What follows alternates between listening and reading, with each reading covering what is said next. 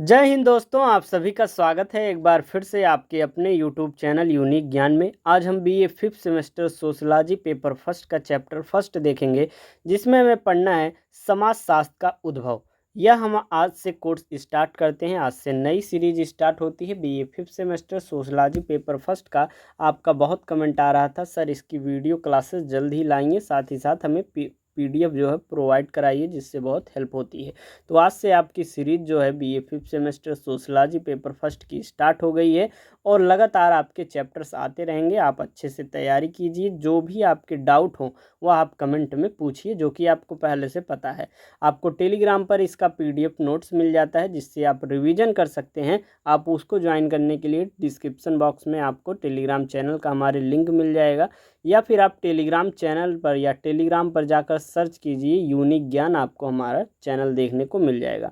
और आप अगर चैनल पर नए हैं तो चैनल को सब्सक्राइब कीजिए, जिससे आपको आने वाली वीडियोस प्राप्त हो सकें। दोस्तों के पास शेयर कीजिए। तो चलिए स्टार्ट करते हैं समाज शास्त्र का उद्भव, जो हमारा चैप्टर है। सबसे पहले हम इस चैप्टर में समाज शास्त्र को समझेंगे। समाज शास्त्र आखिर होता क्या है। उद्भव का मतलब यह है कि समाज शास्त्र जो एक प्रकार से विषय बना, वह कैसे बना, उसका किस प्रकार से उत्पत्ति हुई, किसके द्वारा समाजशास्त्र विषय बनाने पर फोकस किया गया और किसने इसे समाजशास्त्र एक विषय के रूप में नाम दिया।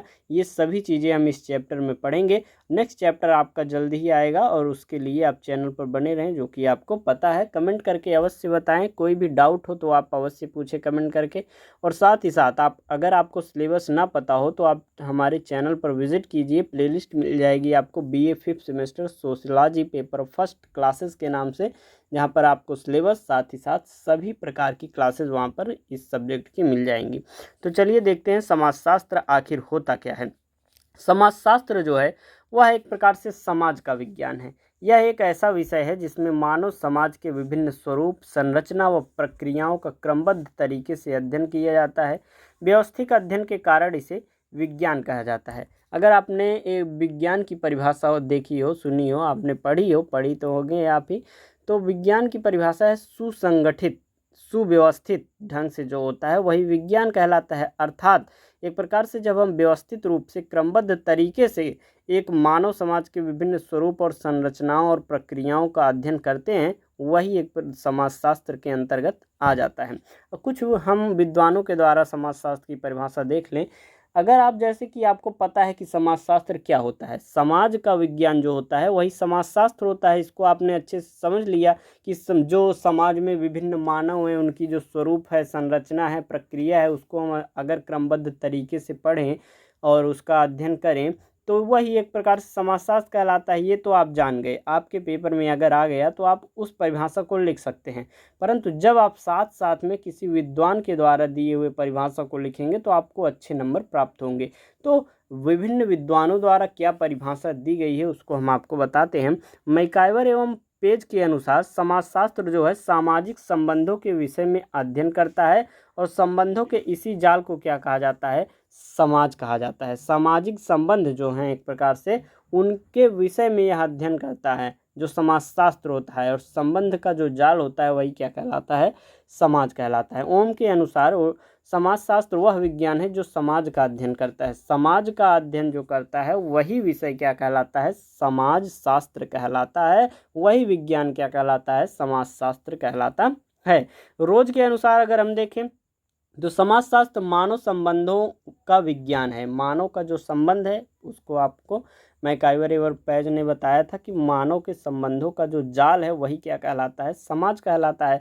तो समाज जो शास्त्र जो है वह मानव संबंधों के जाल को, अर्थात समाज शास्त्र को, समाज को विज्ञान जो है वही एक प्रकार से रोज भी कहते हैं कि मानव संबंधों का विज्ञान जो है वह समाजशास्त्र है। और मैकाइवर और पेज ने कहा था कि मानव संबंधों का जो जाल है वह क्या है, समाज। तो समाज का जो विज्ञान है वही समाजशास्त्र है। एक प्रकार से रोज भी वही परिभाषा देते हैं। अकबर ने लिखा है कि समाज के बारे में जानकारी प्राप्त करने वाली शाखा का नाम ही समाजशास्त्र है। जो एक प्रकार से समाज के बारे में जानकारी प्राप्त करने की शाखा जो होती है उसे ही समाजशास्त्र कहा जाता है। गिडिंग्स के अनुसार अगर हम देखें तो समाजशास्त्र जो है समग्र रूप से समाज का क्रमबद्ध वर्णन तथा व्याख्या है। आगे हम देखेंगे समाजशास्त्र एक विषय के रूप में इसका अस्तित्व कैसे हुआ, इसका उद्भव कैसे हुआ। समाजशास्त्र का अस्तित्व में लाने का श्रेय फ्रांस के विद्वान ऑगस्ट कॉम्टे को जाता है, जिन्होंने 1838 में इस नए विज्ञान को समाजशास्त्र नाम दिया था। अर्थात सबसे पहले समाजशास्त्र को समाजशास्त्र किसने कहा था? ऑगस्ट कॉम्टे ने कहा था। वह कहाँ के थे? वे फ्रांस के एक विद्वान थे और उन्होंने कब कहा था? 1838 ईस्वी में। अर्थात 1838 में ऑगस्ट कॉम्टे, जो कि एक फ्रांस के विद्वान थे, उन्होंने समाजशास्त्र का अस्तित्व लाने का एक श्रेय जो है उन्हीं को जाता है। एक प्रकार से उन्होंने ही समाजशास्त्र नाम दिया हुआ था। औद्योगिक क्रांति, फ्रांसीसी क्रांति और ज्ञानोदय काल जो युद्ध हैं, ये 3 कारण हैं जिन्होंने समाजशास्त्र के उद्भव को प्रभावित किया। अर्थात जो औद्योगिक क्रांति हुई उससे समाज पर बहुत प्रभाव पड़ा और समाजशास्त्र के उद्भव में ये जो क्रांतियां हैं, औद्योगिक क्रांति, फ्रांसीसी क्रांति और ज्ञानोदय काल का जो युद्ध था, इससे समाज के विकास में, समाज के लोगों के विचार के में एक प्रकार से विकास का कार्य किया। जो औद्योगिक क्रांति है, एक प्रकार से हम इसको पढ़ेंगे फ्रांसीसी क्रांति, और ज्ञानोदय काल, यह किस प्रकार से समाज को जो है वह आगे करने में, समाज का विकास करने में, समाजशास्त्र के उद्भव में किस प्रकार से प्रभावित करते हैं। सबसे पहले हम देखेंगे फ्रांसीसी क्रांति के दौरान हुए परिवर्तन। सभी क्रांतियों में फ्रांसीसी क्रांति पहली वैज्ञानिक और आधुनिक क्रांति थी जो 10 वर्षों तक चली। जो पहली आधुनिक, वैचारिक यहाँ पर होगा, वैचारिक और आधुनिक क्रांति थी जो 10 वर्षों तक चली थी। कौन सी ये क्रांति थी? वह फ्रांसीसी क्रांति थी। फ्रांसीसी क्रांति में हुए परिवर्तनों के कारण समाज पर काफ़ी प्रभाव पड़ा था। इस क्रांति ने सामाजिक भेदभाव एवं सामंती समाज को खत्म कर दिया। चर्च की शक्ति छीन ली गई और लोगों के हाथों में दे दी गई।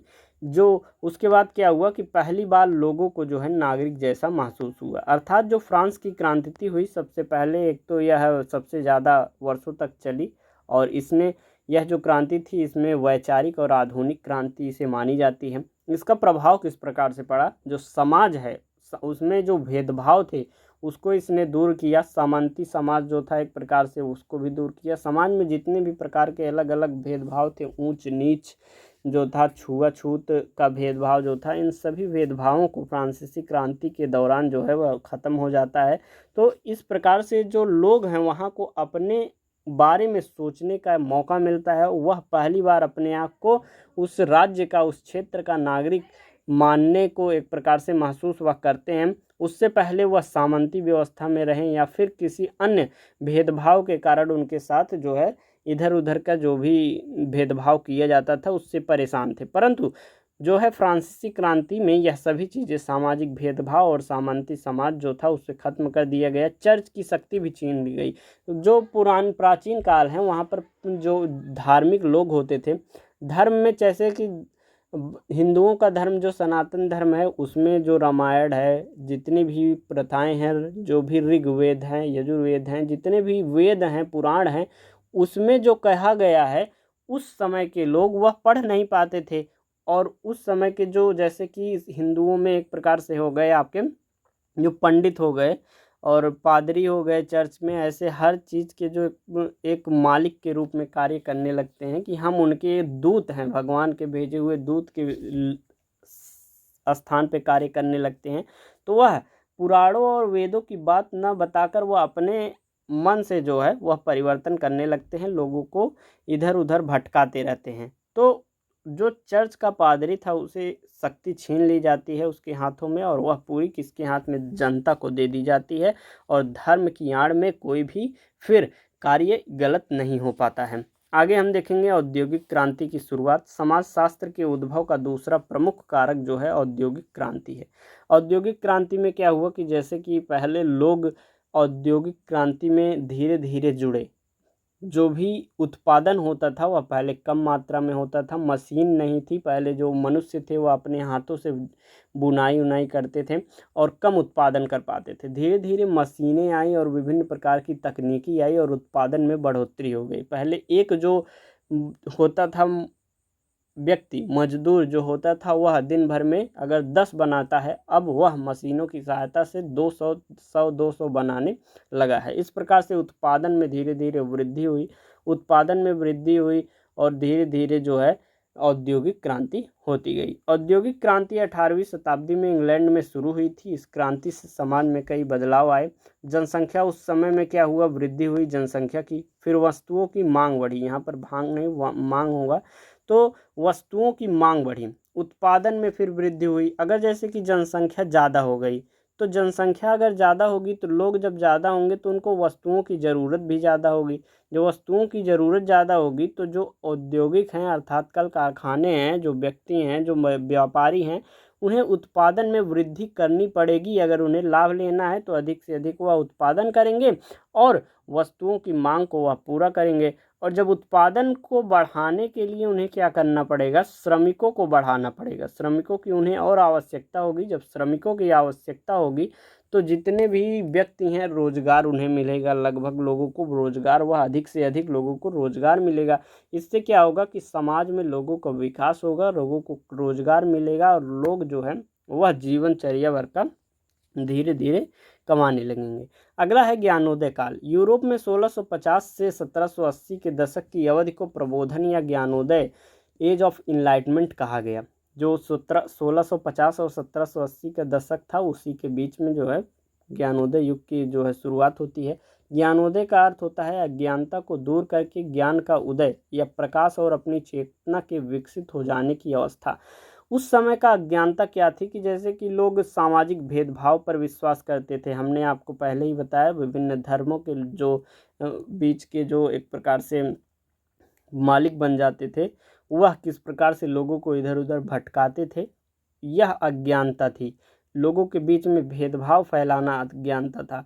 सामंती व्यवस्था जो थी अज्ञानता थी। तो इन सभी अज्ञानताओं को दूर करके ज्ञान का उदय जब हुआ तो वही ज्ञानोदय काल कहलाया। इसमें नए विचारों और सोच का समावेश हुआ और पुराने और पिछड़े विचारों और सोच का एक प्रकार से त्याग हुआ।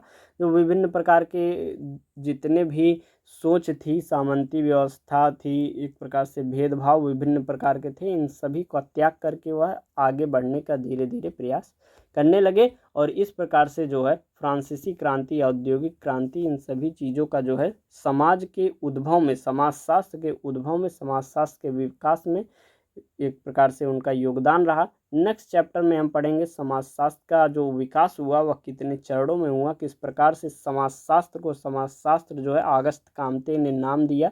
यह सभी हम नेक्स्ट चैप्टर में पढ़ेंगे। अगर कोई भी डाउट आपको इस चैप्टर में हो तो आप कमेंट करके पूछ सकते हैं, आपको रिप्लाई करके आंसर दिया जाएगा। तो चलिए मिलते हैं अगले वीडियो में। तब तक के लिए वीडियो को आप दोस्तों के पास शेयर कीजिए, कमेंट अवश्य कीजिए, वीडियो लाइक कर दिया करिए। नोट्स आपको जो है टेलीग्राम चैनल पर मिल जाएगा। धन्यवाद, मिलते हैं अगले वीडियो में।